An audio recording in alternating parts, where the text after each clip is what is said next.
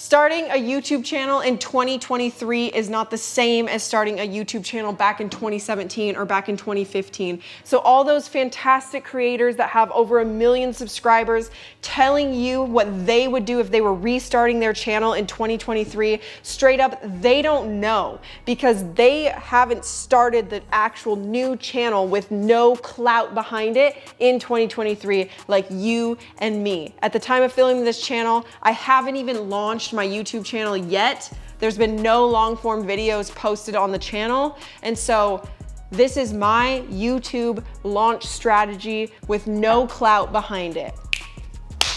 Let's get into it.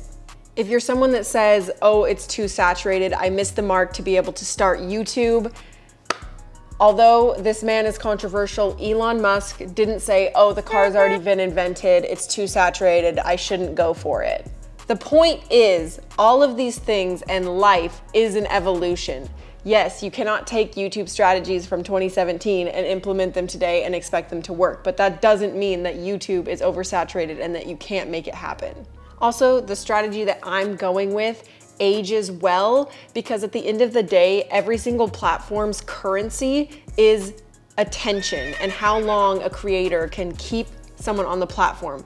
YouTube wants you to be on there longer because then they can make money off of the ads that you're watching. TikTok obviously wants you to be on TikTok for longer. The currency is your attention. Also, if you're launching your channel this year and you're taking advice from somebody that has had a channel long before, the chances of their gear setup being better is like 99%. It's okay that you have an iPhone or that you have any phone to do it with. I myself bought this laptop with some of the last bits of my savings.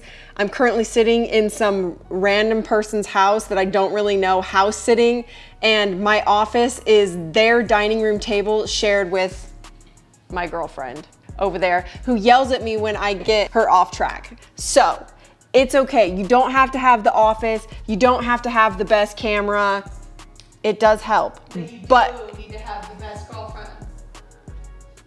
There it is. I'm not gonna lie, I've spent a lot of time watching YouTube videos and analyzing other people's channels, successful channels, unsuccessful channels, and my strategy is coming from a compilation of all of them. But the number one toxic trait to just let go of right now is comparing your channel and what you want to do to anybody else on the internet. At the end of the day, the secret sauce doesn't exist. I have started a YouTube channel before. It was not a raging success. So taking some of the lessons I learned from my failure and building that into hopefully a successful launch strategy. Here are just a few traps to stay away from. Number one, comparing yourself to big channels. Think about if you were on Instagram and comparing yourself to Kim Kardashian. That is the equivalent of comparing yourself to a channel that has over 1 million followers. Don't do it.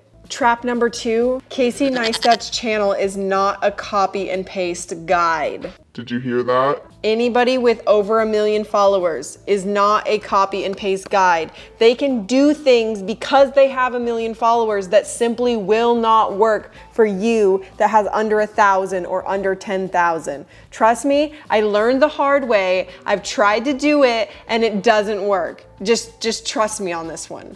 Save yourself the pain. Okay, let's talk about the name. I don't think that the name of your channel necessarily matters. However, I'm gonna show you a unique circumstance with my channel. So, as of right now, my channel is named, as you can see, Monaee. That's because my personal TikTok is more.monaee with 2 E's, so keeping it cohesive. But I've owned this channel for 2 years, and I posted this video right here 2 years ago. Clearly, that video didn't go super well, given that 2 years later it only has 11 views at the time of you seeing this. The other day I was doing some research on the channel name, and before the channel name was just Monaee, M-O-N-A-E, the way my name is spelled. I thought it was kind of fun to just have one singular name. When you type in Monaee, it's heavily saturated with the artist Janelle Monae.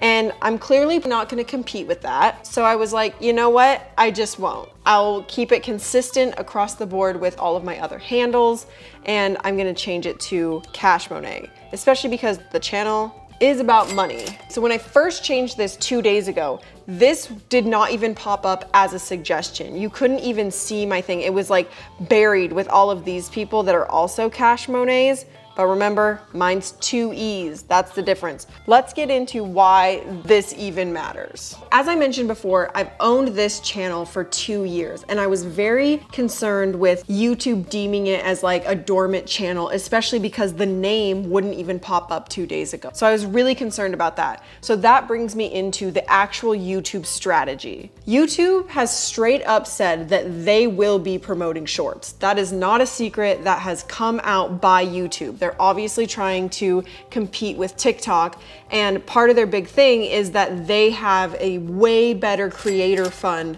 for shorts. They're actually gonna monetize their shorts, and you can make a decent amount of money off of it versus the current TikTok creator program where you get paid like 10 cents for like 30 million views or something crazy. So I decided that I was gonna try to reactivate this account, tell YouTube that this account is in fact an active account by posting a few shorts. Again, because the currency of these platforms is your attention. So if I can prove to YouTube that my channel is gonna keep people on the platform, then they're going to promote my channel. When I uploaded my first short 2 days ago, I had 2 subscribers and one of them was myself. So I posted 2 shorts and I woke up the next day with 10 subscribers, which was, I mean, that's huge. Honestly, when you first post your YouTube channel, 10 subscribers is gonna feel like a million. Now, that's bringing me into the next thing. You do have to be consistent. And I hated hearing this before because I wasn't consistent and it was like hitting me straight in the heart. And I'm like, I don't want to be consistent. I'm going to post when I want to post. Well, YouTube's probably not going to like that very much because again, currency is people's attention. So if you're not posting regularly, you can't be a reliable employee, for lack of a better term, in terms of YouTube. You have to think about that, like YouTube is your employer, and if you don't show up to work every single day, you're not gonna be a very valued employee and you're probably not gonna get your bonus, which in this terms, bonus is promotion, okay? That's just like the bottom line. I've posted a few shorts. I'm gonna continue to post shorts before I even post any long form content, because long form content to people watching is a commitment, and that's giving a lot of time versus a 10-second video. So I'm gonna continue to post shorts while I'm creating 7 to 10 long form videos. I know this sounds crazy to start by making 10 videos, but trust me, it's gonna reduce your anxiety level by about 1,000. When I finally get to posting a long form video, I'm gonna post 4 videos all at once. Again, if you're going back to the currency, if somebody happens to find one of my 4 videos I post and they happen to like it, there's gonna be another video for them to be able to watch. This YouTube strategy is not necessarily guaranteed and there's no scientific proof behind it. However, this is just like common sense thinking in order to come to this conclusion for this YouTube launch. After the first 4 videos are posted, you have anywhere from 4 to 6 videos in your arsenal because you've already created 10 videos. So then you can reduce the stress, you can continue to film, you can continue to make videos, get better with every single video you make, but you don't have to be like, oh shit, I'm gonna upload tomorrow and I don't have a video and I still have to make thumbnails and all these things. It can be an extremely anxiety-ridden process if you don't have your systems in place to be able to continue to post. Again, you wanna stay consistent because you want your bonus, which is promotion from YouTube as the platform.